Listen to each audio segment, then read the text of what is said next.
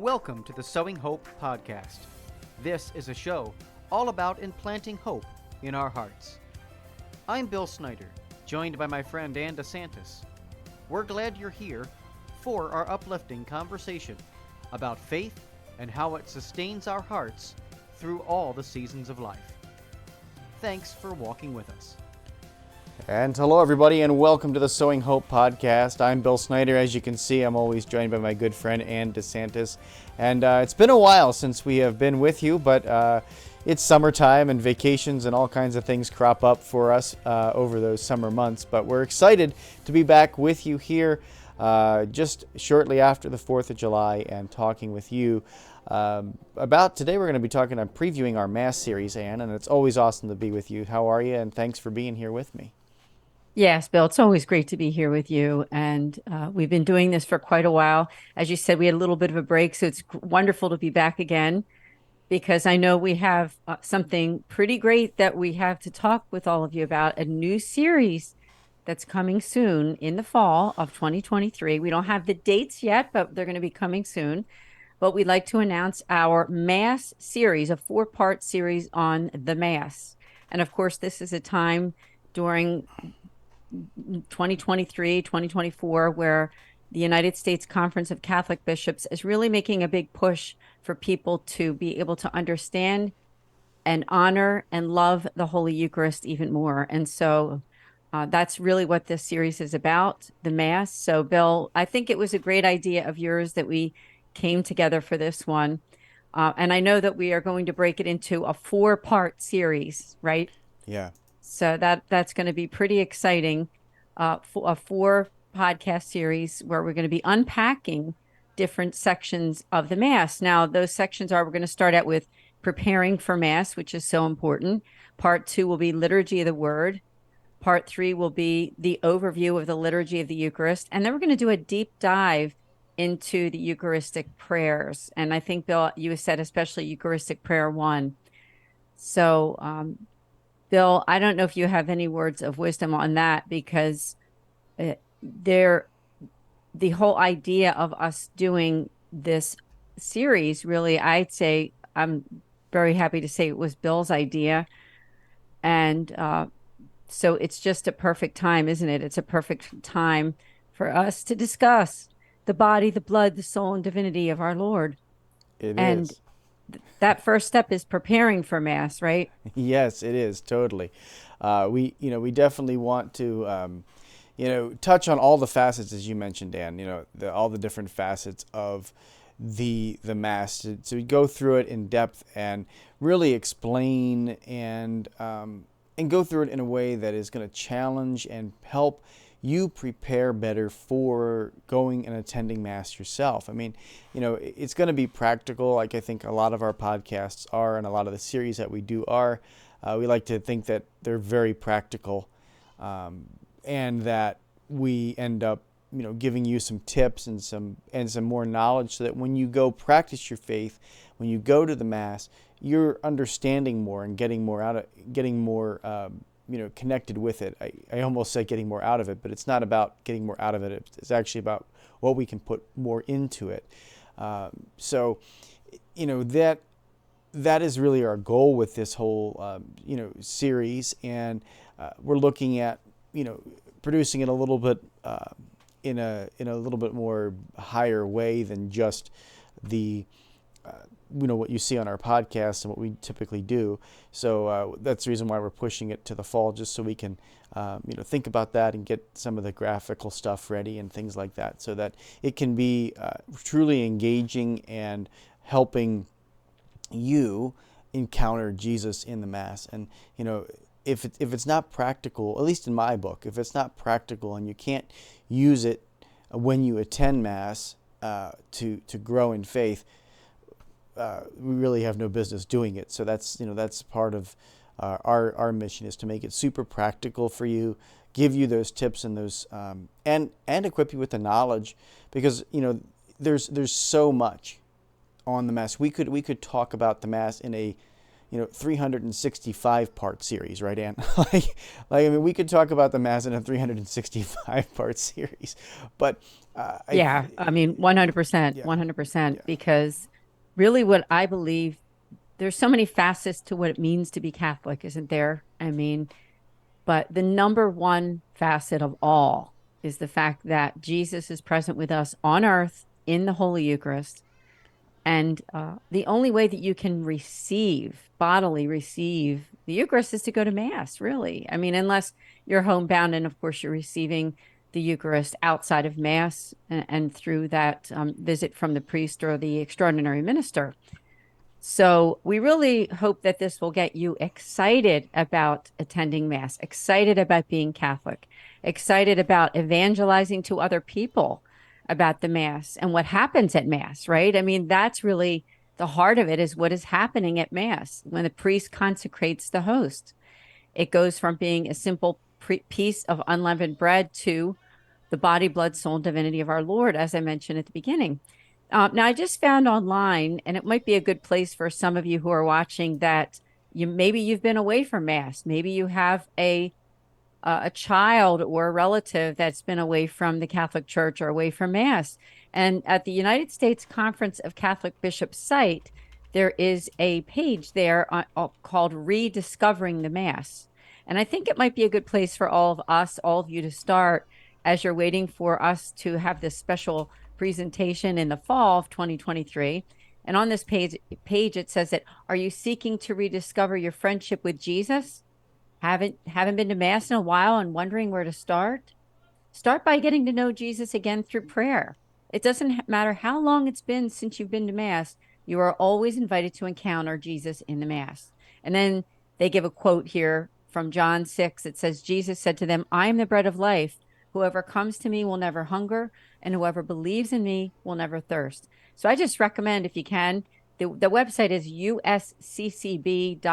It's the official website for the Conference of Bishops in the United States, and it's called Rediscovering the Mass. And so I like the fact that on this page it talks about prayer, and it's so important for us to prepare for Mass. Now we're going to have a whole show on that, so we won't get into it completely right now, right, Bill? But I mean, there is a whole preparation in your heart and in your soul. I mean, one of those obviously is if you've been away from Mass and you want to receive the Eucharist and you've been away from the Catholic Church, is that you would need to go back to confession. Now, I know we're going to cover that when we have our shows in the fall of 2023, but maybe we can just talk about that a little bit, Bill, because I do think that's a good first step for anybody who's really seriously considering, you've been away from church for a while, mm-hmm. I have to mention this. I mean, if we miss Mass in the eyes of the church, we have committed a sin. So we do need to take that to the Lord, right? Mm-hmm. If you've been not attending Mass on a weekly basis to get to confession. So Yeah. I don't know. Let's talk about that a little bit, Bill, because that's a big preparation for the series, isn't it? Yeah, absolutely. I think it's a great thing to do, especially during these summer months. I know a lot of people go to these conferences over the summer, right? I mean, there's all different types of Catholic conferences. Catholic Marketing Network is coming up, and then you have National Catholic Singles Conference. I mean, there's all different kinds of conferences. I know Steubenville has the teen conferences and young adult conferences and adult conferences now. So, you might be getting to these things and kind of getting yourself fired up for the faith over the summer. I remember that as a youth minister and as a teenager, I would always get myself fired up for the faith. I would go to confession at one of those conferences or whatever like that, one of those big rallying points, and that's awesome, right? Like being able to participate and go and do, the Catholic faith in a setting like that. But then you look for things like, okay, what's going to happen next? Well, it is that continual process of going to Mass. So yeah, confession is a great place to start. If you're going to one of those conferences, make a point of getting to confession during those conferences or during those times. In addition to that, you start attending weekly. Again, if you've fallen off the weekly thing, go back to the weekly thing. And again, that's not easy to do in many circumstances. There are challenges to life, and I want to, just remind you that, if there's a serious reason for you to miss Mass, then, like you're deathly ill or a loved one is deathly ill, you're a caretaker, that, and you cannot get to church and things like that, there are legitimate reasons. But if you're using those legitimate reasons as an excuse to miss Mass, like, oh, well, yeah, my wife has a sniffle, I've got to take care of her kind of thing, and you're putting God on the back burner to do that, look, good spot to start is confession. Go back, and begin again. And then the other thing I wanted to touch on a little bit, and if you don't mind, during this, is to look at the holistic view of the Mass, from the point of view of the prologue to John's Gospel, right? Like if you read the prologue to John's Gospel, almost the whole Mass is in it, right? Like in the beginning was the Word, and the Word was God, and the Word. Sorry, let me re-begin that. It's the Gospel of John. It says, "In the beginning was the Word, and the Word was with God, and the Word was God. And in the beginning with God, all things came to be through Him." Right? And then, after this, it goes down into, and all things came to be through Him, and nothing came to be, and without Him nothing came to be. Right? And as this continues, we see this very powerful line in verse 14. "And the Word became flesh and made His dwelling among us, and we saw His glory as the glory of the Father's only Son." So you see this connection that the Word, meaning the second person of the Trinity, Jesus, was God, and He was with God in the very beginning. He has existed since the beginning of time. And then, as we progress through the prologue of John's Gospel, we reach this thing where it says, "And the Word became flesh and made His dwelling among us." And how powerful is that? Like, when I think about that, I see the Mass, every Mass, that the Word that we proclaim, the Bible that we proclaim in the liturgy of the Word, transitions into the liturgy of the Eucharist, where we hear and see the Word becoming flesh and dwelling among us, but not only dwelling among us, dwelling within us, right? And so the Mass, and Jesus even takes it a step further. He goes, "No, I don't just want to be among you. I just don't want to hang out in the tabernacle. No, I want to be a part of you." And so when I sit down and I prepare for Mass, I always think about that the Word is becoming flesh, and that John's Gospel is something that we can reflect on at every Mass, just that beginning. And I encourage you, I didn't read the whole thing, but I encourage you to meditate on that and read it's just like verses 1 through 14 or 15 of John's Gospel, the very chapter 1, verse 1, like through 14 or 15, and just meditate on that and help yourself prepare for Mass and prepare for the series that we're going to dig into. And I'm sure we'll revisit that during the series, but there's something that is so powerful about understanding that what is happening is that the Word that we proclaim becomes flesh on the altars. And so that's why I'm looking forward to this series, because we're going to be able to unpack so much of this and see how scriptural truly the Mass is throughout history. Yes, that's right. We are going to see that. And I know that you had mentioned to me that series by Dr. Edward Shree. I want to make a shout out to him too and thank him for his great work on the Mass. I even attended an in-person event where I got to hear him talk about that. It was a while ago, several years ago. But we learn from some of these wonderful theologians and authors that have given us some wonderful food for thought in terms of our faith. And on that note, I just want to mention one more article, one more resource before we kind of head a little toward the end of this podcast. There's another article that I found. It's called 8 Reasons to Go to Mass. Simple article. And it's from the Catholic Education Resource Center. And I'm just going to read what it says at the beginning because I think it makes a lot of sense. And then those 8 reasons too, which will help all of us. He starts out by saying, the author, Thomas Lacona, that Mass is boring. I don't get anything out of Mass. Why should I go? Why can't I just pray alone? These are common feelings, especially among young people, but among many adults as well. How should we respond? So check that article out. And I'm just going to quickly read through the 8. It's kind of a cheat sheet to read through all of them fast, but you can read the article by going to 8 reasons to go to Mass. He says, because it's the command of God, it's the command of Christ, it's the command of the church.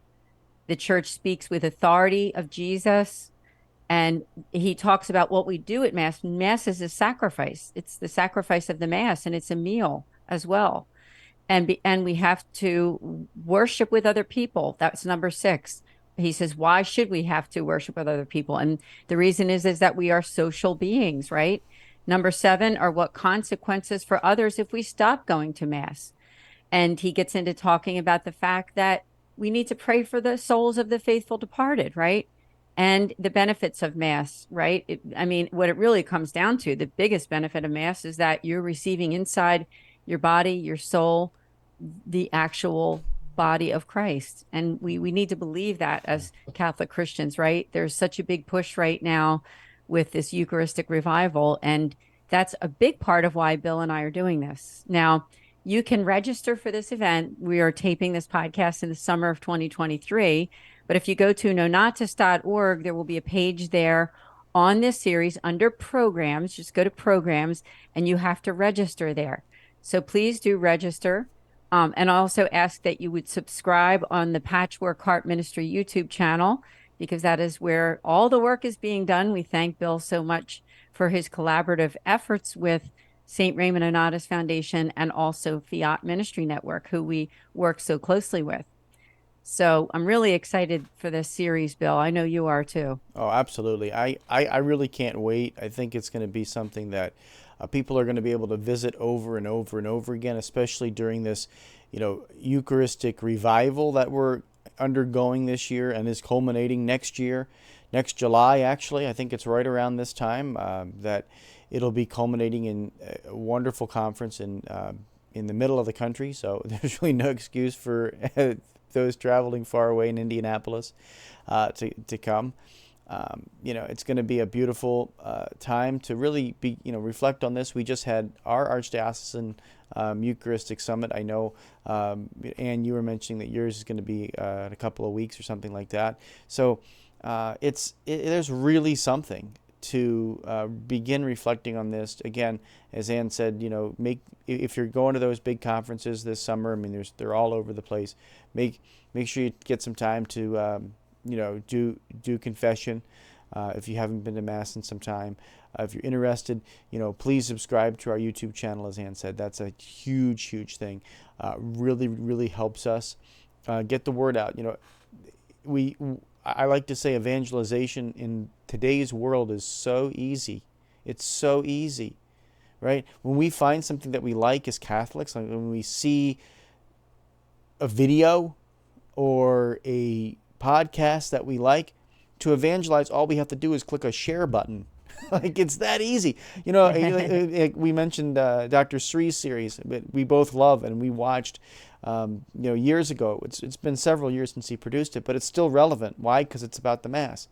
And it was so powerful. All you got to do is do what we just did. Share it, say go on to your forum.org and watch it. It's all there for you available to watch. Right? That's evangelization. So if you like this, you like the programs on our station, if you like them on St. Raymond Nonatus, Fiat, like, subscribe, share. It couldn't be easier to evangelize in today's world. You don't even have to get out of your seat or off your couch, which I think if Jesus was alive today, he, or the apostles were alive today, they'd be like, what? This is so much easier. There's a lot of challenges too, but I say that jokingly, but we certainly do have to get off our sofas and go evangelize as well. Don't take me the wrong way. I just think that that's one of the ways that we can do it, and it's so easy. With that, Ann, I think this podcast has been so good. I appreciate you and your time, and please, folks, go and register on the St. Raymond Nonatus website, nonatus.org. Yes, thank you, Bill, and thank you, everyone. See you then. Absolutely. Well, folks, until next time, from all of us here at the St. Raymond Nonatus Foundation, Fiat Ministry Network, and Patchwork Art Ministry, may God bless you and your families. Keep beating to those Catholic hearts.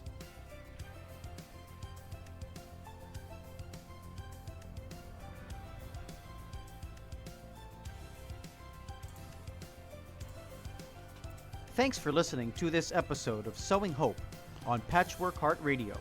For more information about this podcast and our ministries, visit our websites, patchworkheart.org and andesantis.com.